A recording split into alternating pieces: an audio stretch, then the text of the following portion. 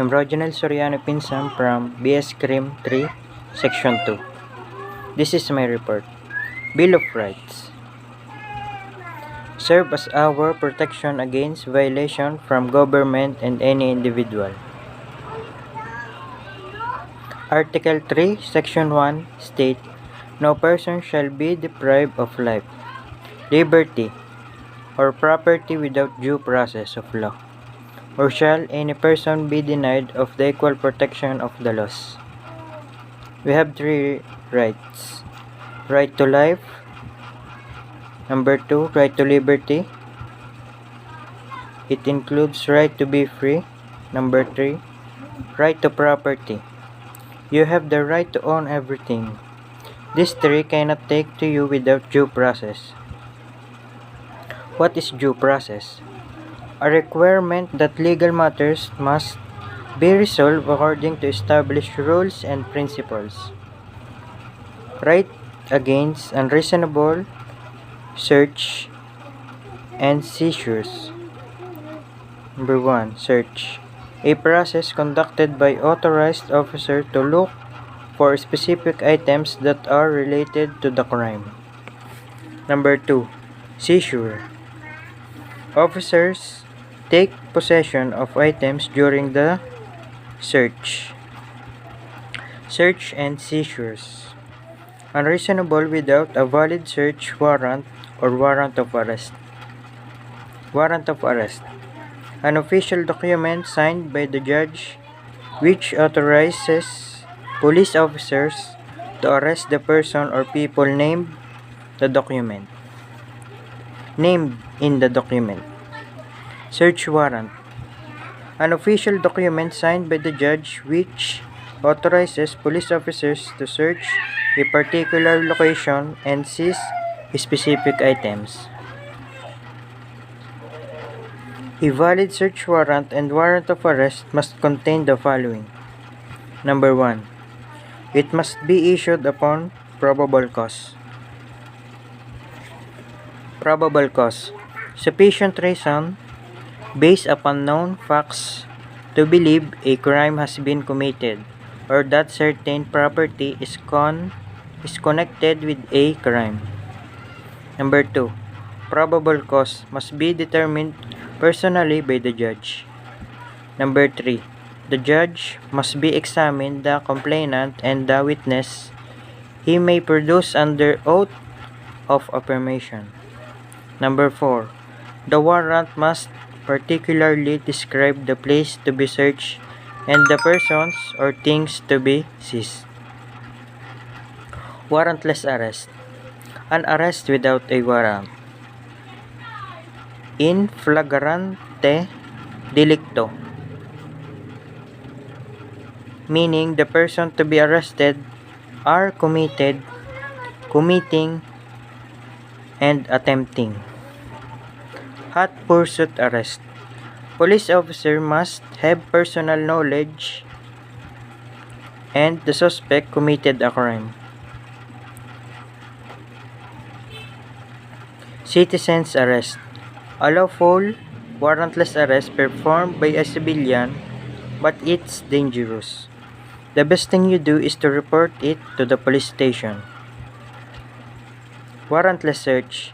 A search without a warrant. The police can also search without a warrant in the following situations. Number 1, consent. Freely and voluntarily agrees to a search of his or her property. Exigent circumstances. Number 2, public safety lead to the loss of evidence. Number 3, search incident to an arrest. A police officer does not need a warrant to perform a search in connection with an arrest.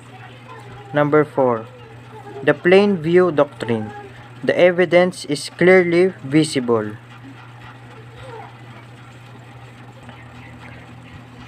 Deformation.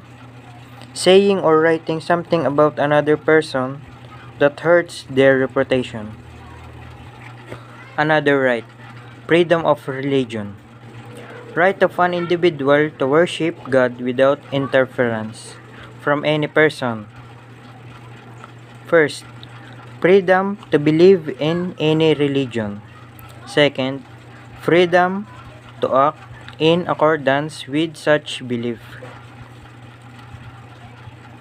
Not an absolute right. Subjects to rules and laws of the state. Freedom to act in accordance with such belief. Bill of Rights also included prohibition of religious beliefs, requiring someone to have religious belief before the performance of the act. This is considered as a violation of the freedom of religion. For example, candidate running for the president should be Roman Catholic only. Now, let's talk to liberty of abode and right to travel. Liberty of abode is right of a person to choose and change his residence without interference from the government. Now, right to travel is the right to go to different places. This is right may be denied or restricted by the state. Number 1. Lawful order of the court. For example, Pedro is facing criminal charge and he wants to go abroad. He may be restrained by the court for leaving the country, or if he is already in abroad, he will be compelled to return to country. Second, national security, public safety, or public health is endangered. For example, last March 2020, the Philippine government banned all the travel from China, South Korea, Hong Kong, and other countries to stop and not spread of COVID-19. Moving on the next right. Right of the people to information in democratic state. The citizens have the right to access the records of the government. This is to prevent public officials engaging to corruption. The following documents can be disclosed to the public. First, official record. Second, documents and papers pertaining to official acts, transactions, or decisions. And last, government research, data for policy development. Limitation. Records involving security of the state.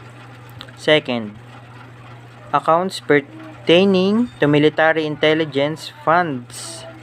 Third, trade secrets and banking transactions. Fourth, identify of informants in criminal investigation. And last, confidential diplomatic matters. Next right. Right to form association. Freedom to organize, be a member of any group, association, union, or society. This right may be exercised by the employed, both public and private sector, and also unemployed. This is all. Thank you.